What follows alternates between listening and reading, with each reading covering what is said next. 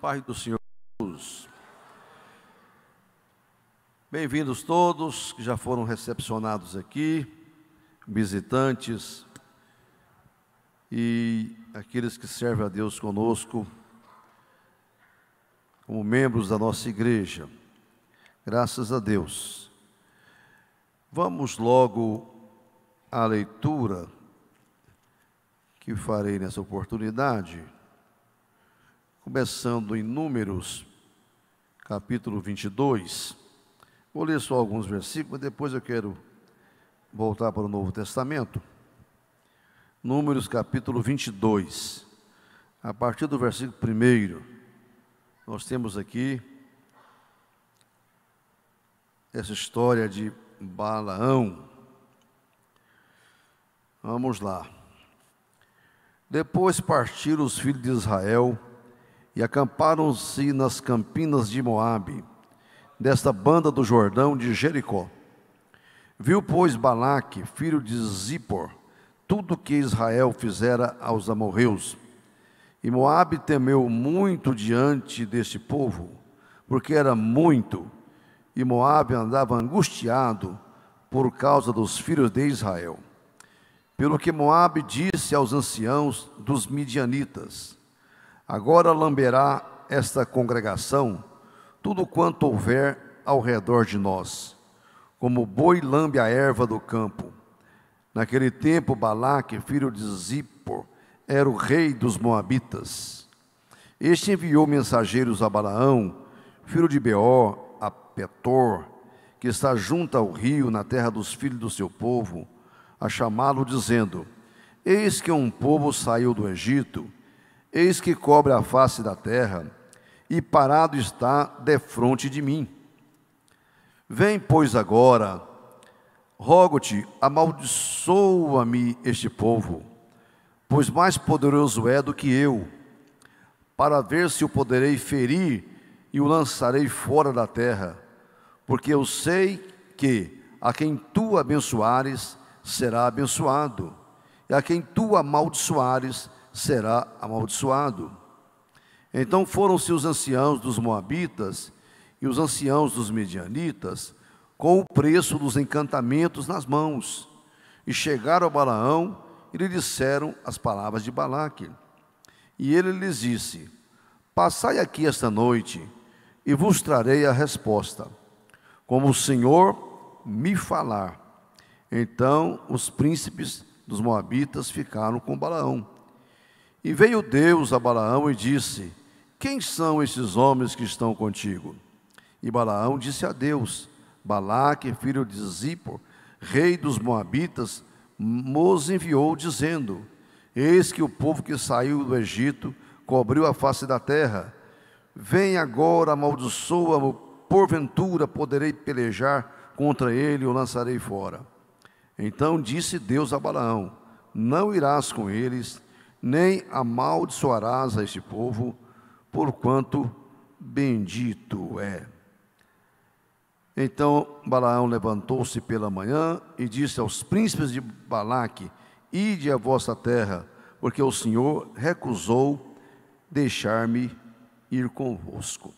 Agora no Novo Testamento, em 2 de Pedro, capítulo 2, vai se reportar a mesma história, algo que já é conclusivo aqui, em 2 de Pedro, capítulo 2, o versículo 15, diz assim, 2 de Pedro 2 e 15, os quais, deixando o caminho direito, erraram, seguindo o caminho de Balaão, filho de Beor, que amou o prêmio da injustiça. Ainda, para encerrar aqui, Apocalipse capítulo 2, Apocalipse 2, o versículo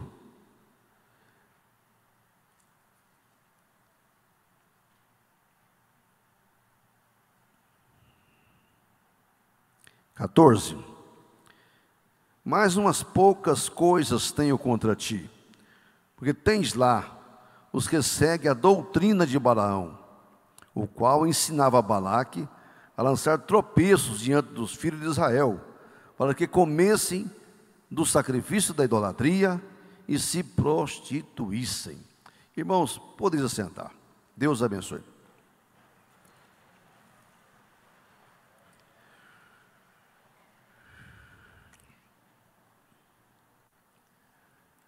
Eu sei que a igreja tem lido a Bíblia e conhece esta passagem, que o objetivo não é estar relatando aquele momento lá, mas especialmente tratar os 2 últimos versículos que eu li, 2 de Pedro e livro do Apocalipse.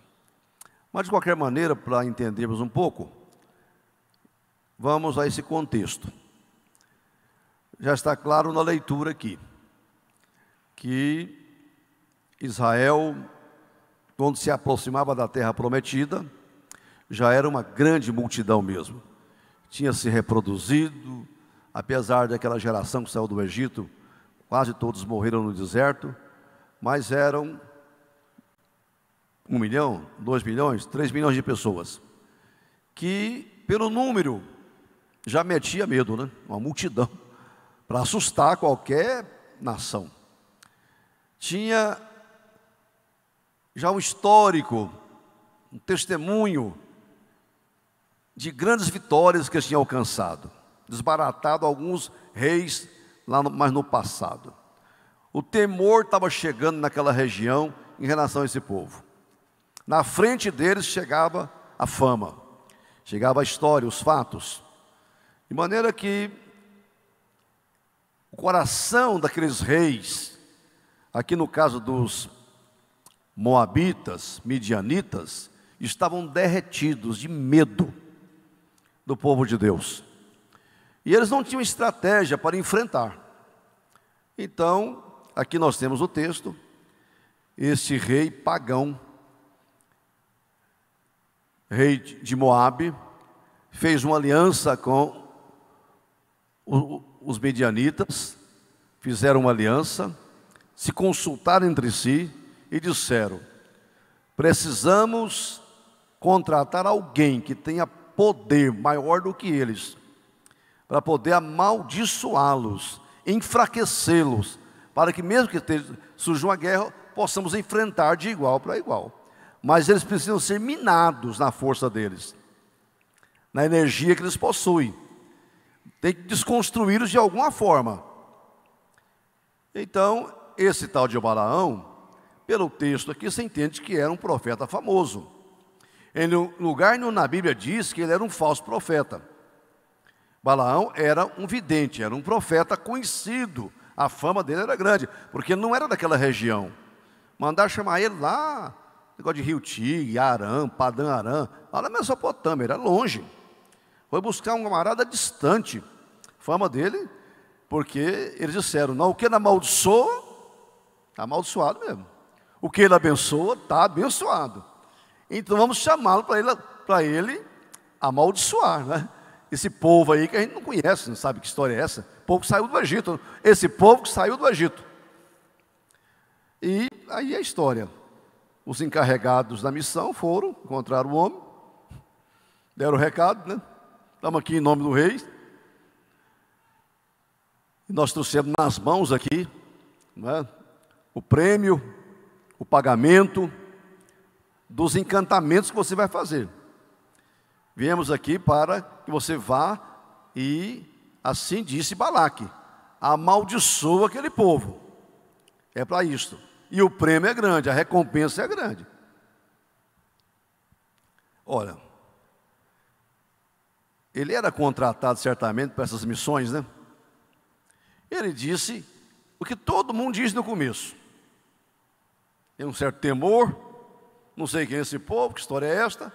Fica aqui esta noite que eu vou falar com o Senhor. Olha que se você na sua Bíblia, o Senhor está em letra maiúscula, a palavra toda, está destacado ali, né? Senhor, era o Deus de Israel. Vou falar com Deus, o Deus verdadeiro. Essa noite eu vou consultar Ele, o Senhor. Então esse Balaão, ele tinha conhecimento de Deus. Talvez ele adorasse outros deuses, servisse outros deuses, mas conhecia também aquele Deus. Ele conhecia também. Vou consultá-lo. E Deus, como quem fazendo assim um papel que não está entendendo a história, falou: Balaão, quem são esses homens? Ora, quem são? Como é que Deus pergunta isso? Quem são esses homens que estão aí? Aí o cara, bem inocente, né? Ah, senhor, isso aí são enviados de Balaque, né? Povo lá de Moabe, os midianitas, está com um problema lá, que tem um povo que saiu do Egito, é uma ameaça grande para eles, e vieram aqui me contratar para ir amaldiçoá-los. Irmãos, veja que Deus respondeu ele, dizendo: olha, você não irá com eles, aquele povo é um povo bendito, você não vai amaldiçoá-los, não vai receber peita nenhuma, pagamento nenhum, não se entusiasme com esses prêmios, fique no seu lugar, que lá é gente boa, povo bendito, e você não vai. De manhã, ele chama os anciãos, e olha, por aí você começa a ver o desvio do profeta. Ele falou: não, Deus não deixou ir. Ele não falou a palavra toda. Toda pessoa que começa a desviar, ele só pega aquilo que interessa para ele quando Deus fala. Só a parte que lhe interessa, que lhe convém.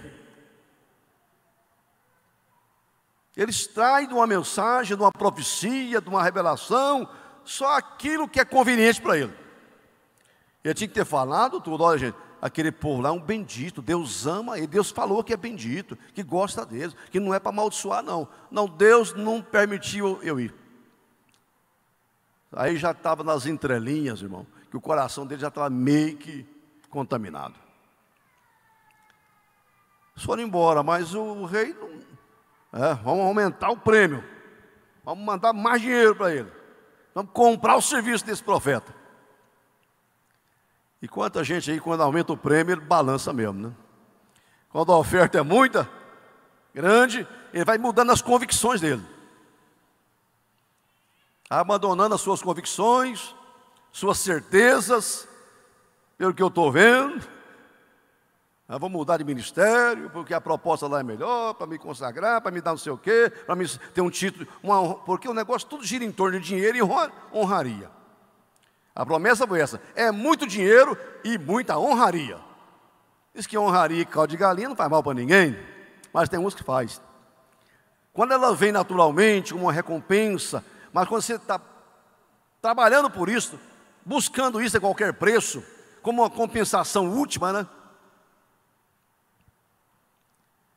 Quando chegou de volta, irmão, que eles trouxeram um prêmio maior, ele parece que usou um discurso assim, dizendo: não, nem que vocês me dêem o mundo inteiro, né? Todo o dinheiro e prata do mundo, eu não posso ir não. Estou com vontade, mas não vou.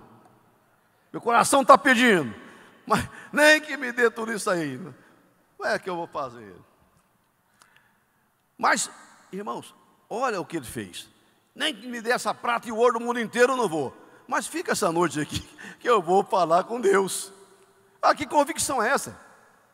Isso já não vai, não quero nada me convence, mas fica aqui essa noite que eu vou falar com Deus. E Deus, irmão, Ele age sempre assim, né? Ele está falando: meu servo, não vá, não faça, não pratique, não fale. E o cara está insistindo. Tem hora que Deus solta a corda.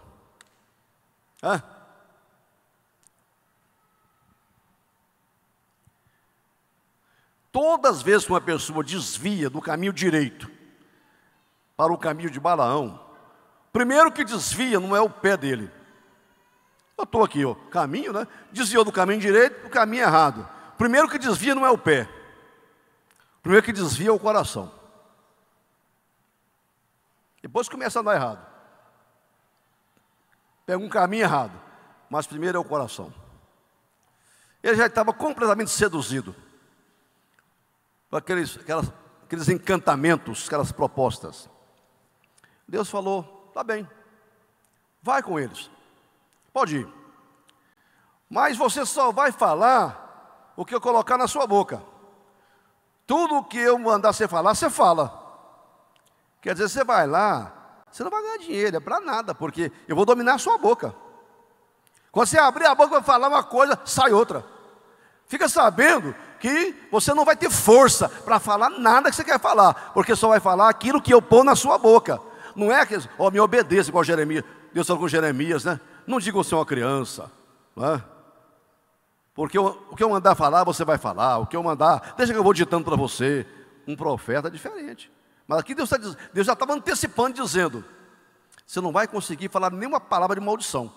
Não é porque você não quer falar não, porque eu não vou deixar. Aleluia. Não vou deixar. Não vou permitir. Tanto isso é verdade, que logo na frente, a jumenta empaca, né? A jumenta não quer passar aqui, não vai, e mete a espora e o chicote, e ela não vai de jeito nenhum. O profeta começou a desviar tanto, irmão, que a jumenta estava tendo mais visão do que ele. A jumenta estava vendo o anjo e ele não via. Tem hora que, às vezes, gente em volta da gente está vendo que você está fazendo uma besteira e a gente não vê. Seus auxiliares estão vendo. E a visão está tão ruim que a gente não vê que está tomando uma medida errada. E ele espanca, se fosse hoje ia preso, né? Espancou o animal. E a jumenta abre a boca, né? Agora você imagina, hein? Alguma vez eu fiz isto, sempre fui leal a você, te conduzi para todo lado. Que negócio é esse? Me espancando. A jumenta repreendeu o profeta. Repreendeu.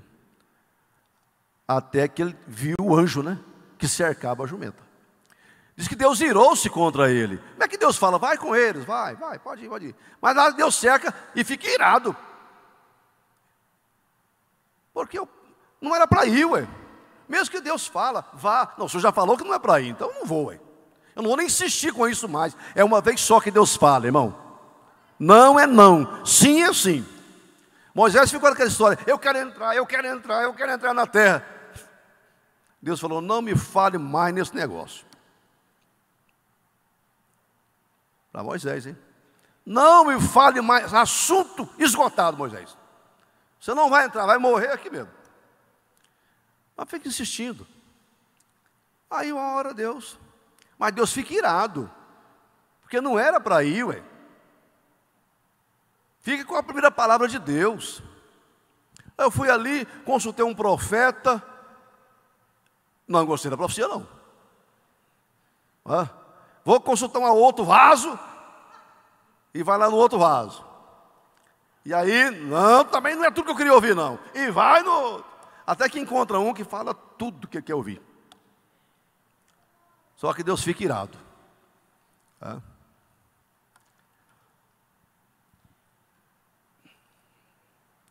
Vocês sabem que Balaão ficou um bom tempo lá.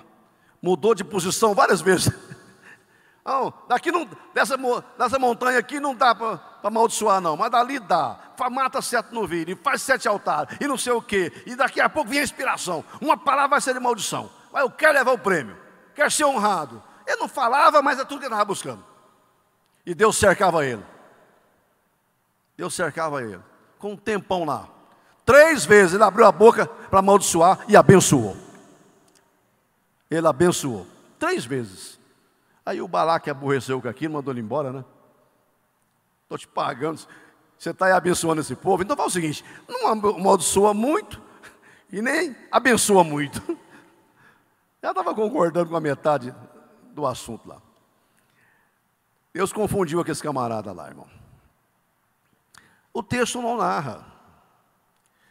Mas o que eu quero dizer para a igreja, perigoso não é a profecia. A profecia de Balaão não foi perigo para Israel. Mas o cara era tão estrategista que ele chamou Balaque no canto e deu um conselho que só mais tarde a Bíblia deixa nas entrelinhas que ele deu o conselho, né? Tanto no capítulo 31 de Números, como em Apocalipse, capítulo 2 que eu li aqui, ele falou, olha, eu não pude amaldiçoar, mas vou dar um conselho humano. Do lado de Deus não tem jeito. Mas cá, né, para nós, né, eu tenho aqui uma estratégia, uns conselhos para te dar, que vai funcionar. Esse povo aí é um povo abençoado, é um povo santo, é um povo crente. É um Deus que protege eles. Mas vou te dar um conselho. Você prepara umas mulheres bonitas aí, umas moças sensuais, e manda ela desfilar na frente desses soldados de Israel, esse povo aí. Eles vão encantar, vão entrar a elas, vão se enamorar dela, vai casar com elas, e aí está atraída a maldição. Aí Jesus falou, doutrina de Balaão, que ensinava a lançar tropeço diante dos filhos de Israel. Tropeço diante dos filhos de Israel. Vocês sabem que eles aconteceram isso mesmo. E naquele dia, a ira de Deus veio e morreu milhares do povo de Deus. A profecia não pôde amaldiçoar. Encantamento não vale contra Israel. Feitiçaria não funciona contra os crentes. Né? Contra o meu povo não vale encantamento. Macumba e feitiço não resolve. Mas tem uma coisa. A doutrina, o ensino falso é um perigo. Balaão não era tido como um falso profeta, mas ele se tornou um falso profeta.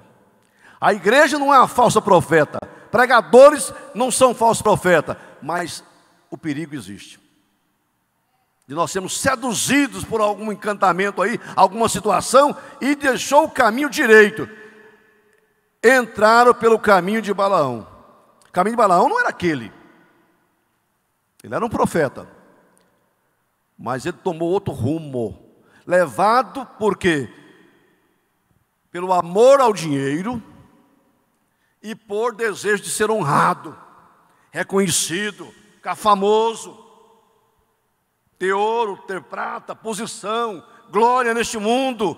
Aí ele transigiu, abriu mão de valores e princípios do próprio ministério e entrou pelo caminho errado. Deixou o caminho direito, diz a Bíblia. Tem um caminho direito, não tem? Tem um caminho certo. Deixou o caminho direito, diz Pedro, e entrou pelo caminho de Balaão.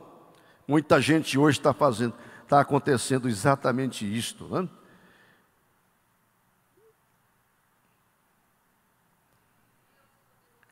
O que caracteriza o caminho de Balaão não é a desobediência declarada ou o engano descarado, mas o intuito ganancioso, a ambição desmedida por oferir dividendos e acumular riqueza à custa do ministério da obra de Deus.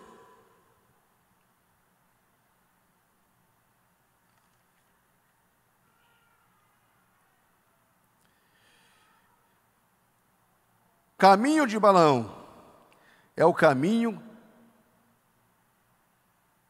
que busca honraria, busca a imoralidade, busca o amor ao dinheiro. Eu acho que tem muita gente, até denominações inteiras, que é a voz de Balaão. Lá no tempo da igreja em Pérgamo, tinha pregadores, falsos profetas, que tinham esse ensinamento dentro da igreja. Parece que a gente entende que eles diziam o seguinte: a imoralidade sexual é compatível com a fé salvífica. A fé salvadora, ela é compatível com a imoralidade.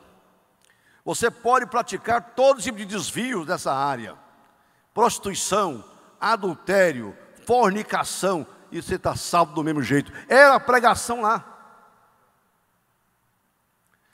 Será que essa doutrina de Balaão é ensino? Isso não é profecia, isso é ensino. Não está hoje no meio de muita gente que faz essas concessões? É muito fácil. Aí nessa igreja que eu quero ficar, ué. Achei meu lugar. Aqui eu posso fazer e aprontar que ninguém fica melindrado comigo. Ninguém cobra de mim nada. Não se prega aqui uma mudança de vida, uma santificação, uma retidão. Eu quero é isso mesmo. Achei meu lugar. Ao ponto de gente aí, dessas igrejas inclusivas, chamadas de igreja de gay, achar que vão para o céu. E não é só essas não.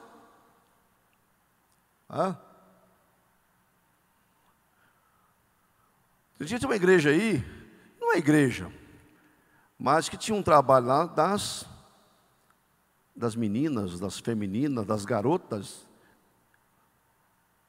Culto lá dedicado às girls, às garotas. E aí elas poderiam ficar à vontade. Ao ponto do pastor chamar um casal, não é casal, pelo amor de Deus, né? Como é que chama dois marmanjos para que é casal? Aqui são dois homossexuais. Essa igreja aqui aceita vocês como membro, está tudo normal. Por quê? Ele quer dinheiro, quer gente, quer fama, dizer que está lotado, que cresceu muito. A custo de quê? De aceitar no seio da igreja a doutrina de Balaão. Que acha que desvios nesta área são compatíveis com a salvação, com a fé cristã.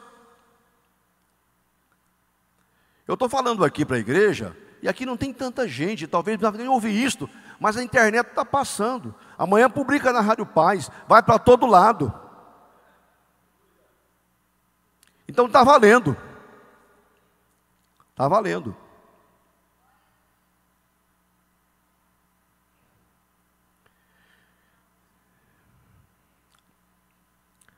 Balaque aconselhou o rei a seduzir Israel, a comprometer sua fé por meio da idolatria e da imoralidade, sabendo que isso atrairia a justiça de Deus, a ira de Deus sobre o povo. Mas será que Deus mudou de lá para cá, não? Se você voltar em Apocalipse aqui, o 14 fala: umas poucas coisas tenho contra ti. Tens lá os que seguem a doutrina de Balaão, o qual ensinava Balaque a lançar tropeço diante dos filhos de Israel, para que comesse do sacrifício da idolatria e se prostituísse. Agora veja o que está escrito aqui no 16. Arrepende-te, pois, quando não, em breve virei a ti, e contra eles quem? Os que seguem a doutrina de Balaão e dos nicolaítas, que é a mesma coisa. Olha aqui. E contra eles batalharei com a espada da minha boca. O Senhor está dizendo: eu não vou ficar calado não. Eu vou falar. Eu vou condenar. Eu vou protestar. Vai sair da minha boca palavras contra isto. Não vou ficar calado. Jesus está dizendo. Estou dando uma chance para arrepender, para mudar, para voltar para o caminho direito, porque se continuar lá, eu vou abrir a minha boca. E quando Deus abre a boca, irmão, vou batalhar contra eles com a espada, com a minha palavra. E aí Deus levanta profeta mesmo, né? Mestres, pastores, homens que têm comunhão com Deus. Estava ontem em Anápolis e falei com o pastor Berti Isaías. Pastor Brandão Porto, aquele pastor que falava a sã doutrina, né? Tem parente dele aqui, né? A sã doutrina. Eu peguei e disse: Berti, nós temos que defender a sã doutrina. Falei lá em Anápolis, né? Eles gostam de ouvir isso, né? A sã doutrina. Mas o que é a sã doutrina? A sã doutrina é a palavra de Deus. Está aqui, ó. A minha mãe não era crente. Ela está ali me olhando, com seus 90 anos. Nós era menina, era católica. Mas uma coisa que ela ensinou para nós desde o começo foi respeitar este livro. Tinha um livro lá, ela chamava ele, não era de Bíblia, era Sagradas Escrituras. Naquele tempo era as Sagradas Escrituras. Eu cresci com esse negócio, Sagrada Escritura. Não sabia nem o que era isso, mas Sagrada Escritura. Sã doutrina é isso aqui, irmão. Sagrada Escritura.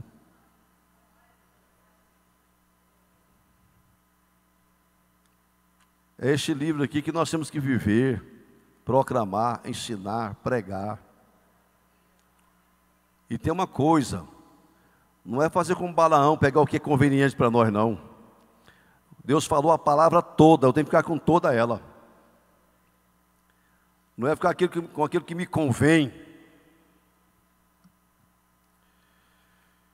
A doutrina de Balaão refere-se a mestres e pregadores corruptos, que em Pérgamo levavam suas congregações à transigência fatal com a imoralidade, o mundanismo e as falsas ideologias.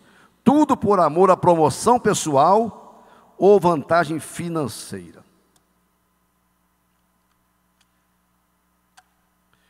Era comum, parece que era normal, era certo inclusive, não era errado. Quando se consultava o profeta, levar para ele uma oferta, um prêmio. Você pode ver que quando Saul estava lá, não é, caçando as jumentas, não sei o quê, e alguém falou, como é que faz? Não, tem um profeta aí, vamos lá consultar ele. Era Samuel, né? Aí Saul, gente, como é que eu vou lá? Não trouxe nada, eu saí de casa sem dinheiro nenhum. Como é que eu pedi para o povo precisar e não vou abençoar ele financeiramente? Não é?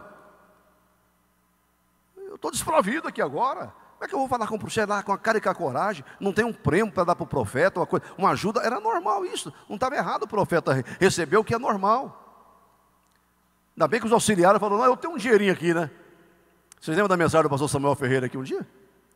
Que pastor tem que andar acompanhado dos seus auxiliares, e o auxiliar tem que bancar ele.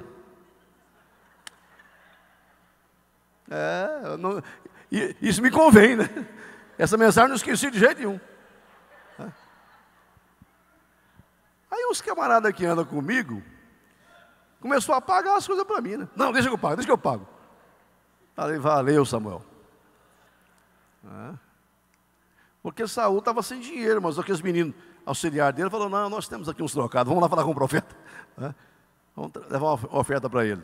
Normal, e Samuel era um profeta de Deus. E eles levaram para ele. O problema é a ganância, né? É a ganância. Não, eu prego, e geralmente o meu cachê, tal, porque eu tenho despesa, ajudo missionário não sei de onde, e tal, uma equipe que trabalha comigo, né, daqui e dali, e é 5 mil, porque eu tenho que dar um pouquinho para o guitarrista, um pouquinho normal, não é? Só que o dia que convidar, que a pessoa não puder dar os 5 mil, eu vou do mesmo jeito. Vai me dar 500, me vira, só menino, hoje não tem dinheiro para nós não. Hoje é pela fé aqui mesmo. Não, mas se não der eu não vou. Isso é ganância, né? Um dia ou outro, né? Nós estamos aqui meio desprovidos, não dá para pagar 10 mil, irmão, mas nós temos 3. Tá bom, irmão, Deus vai me honrar e vai me recompensar, não é? Mas o desejo, a ganância, o profetizar, o ensinar, o falar, cujo objetivo final é esse, isso é o caminho de Balaão. A doutrina dele é diferente. Recorde comigo isso, irmão. Não tenha medo da maldição de Abraão. Não tenha medo da profecia de Abraão, a de Balaão. De Balaão, não é Abraão. Abraão é gente boa, né? Amigo nosso.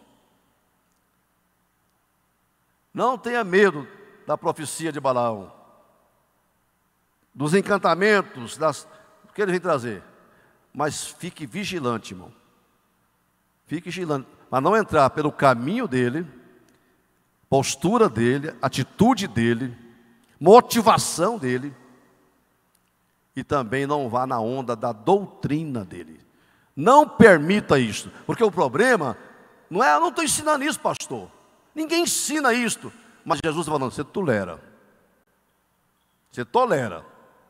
Está vendo isso por aí, você está meio que conivente. está acontecendo por aí, mas não tem nada com isso, é problema deles lá. O Senhor está dizendo: eu tenho contra ti. Te levantei para o profeta, pastor, seja lá bispo, mestre, teólogo, o que for, e você não está denunciando isso. Toleras.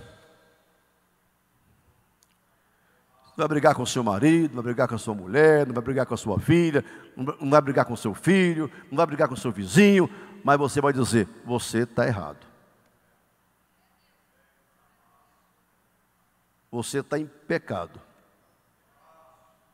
Não é verdade? O João Batista não foi transigente com o pecado do Herodes.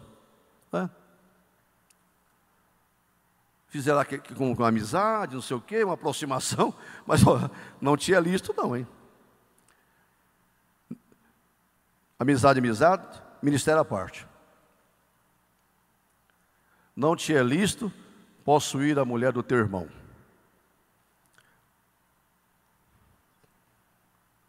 E Jesus disse o seguinte: uma mulher que foi apanhada no ato de adultério. Ninguém te condenou? Eu não vim aqui para condenar também não. Também não te condeno. O problema é que a teologia hoje, muitas igrejas neopentecostais e outras, põe um ponto final aqui. Ninguém te condenou? Eu também não te condeno. Vá em paz. Vá em paz. Isso não cura. Isso não sara. Isso não restaura.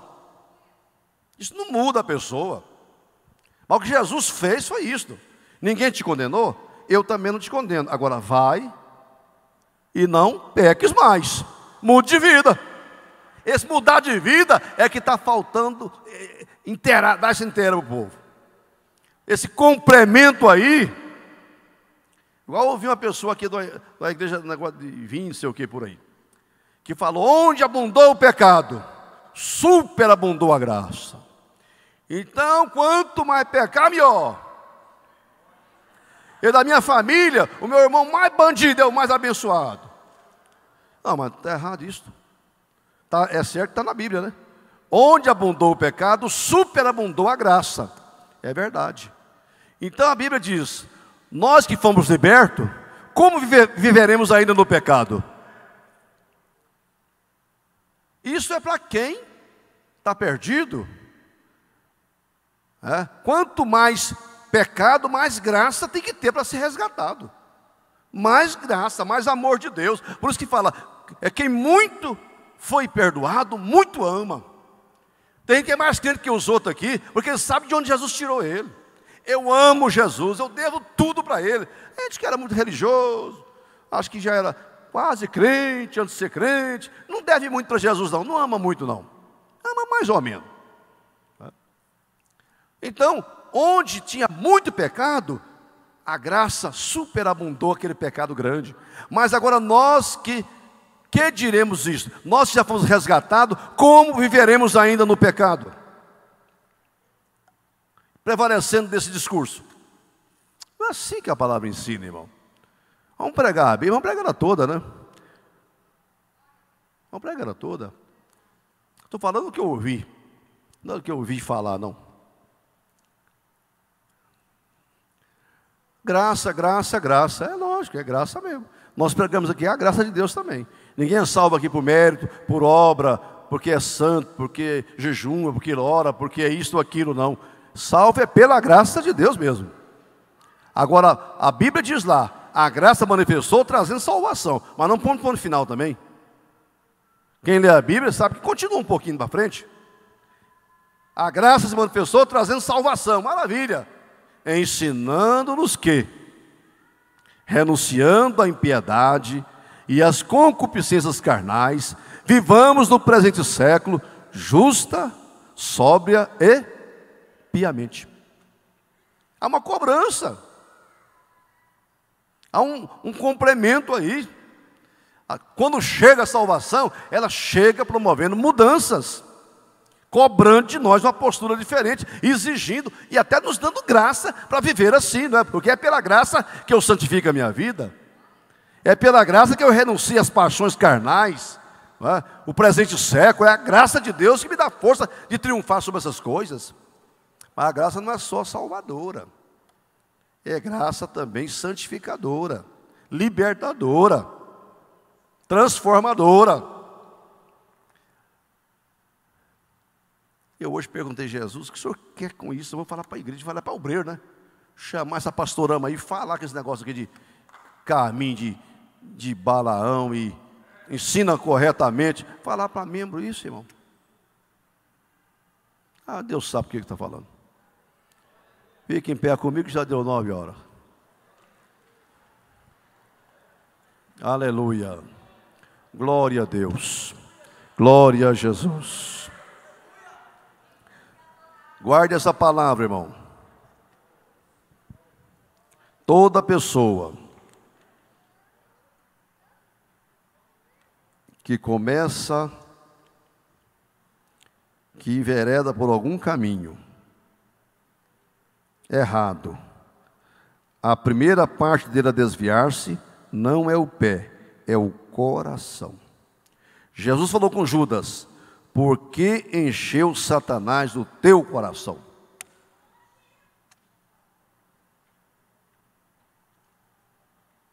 Estejamos o quê? Atentos, vigilantes. Balaque vai mandar prêmio para nós, proposta. Alguma coisa vem, vigie, para o seu coração não ficar cativo daquilo, tendencioso, né? Amarrado, fisgado. Perceba, tenha discernimento. Tenha discernimento. Sabe o que é laço, né? Não é assim que ele fala, é laço, servo. Isso é laço. Perceba que quebra isso, repreenda isso. Deus falou para não ir com você e eu não vou, nem hoje, nem amanhã, nem nunca. É uma resposta só, é a primeira e pronto. O diabo investiu contra Jesus 3 vezes, né? 3 vezes, meu Jesus, vai de Satanás, está escrito, está escrito, está escrito. A Bíblia não mudou, irmão. Está escrito, está escrito, está escrito. Vai de Satanás. E tem hora que ele vai embora mesmo, né? Vamos orar por nós mesmo? Pela noiva do Cordeiro. Jesus está vindo aí buscar o seu povo, irmão. Buscar uma noiva. Aleluia, graças a Deus. Levante sua mão e ore comigo. Nosso Deus e Pai,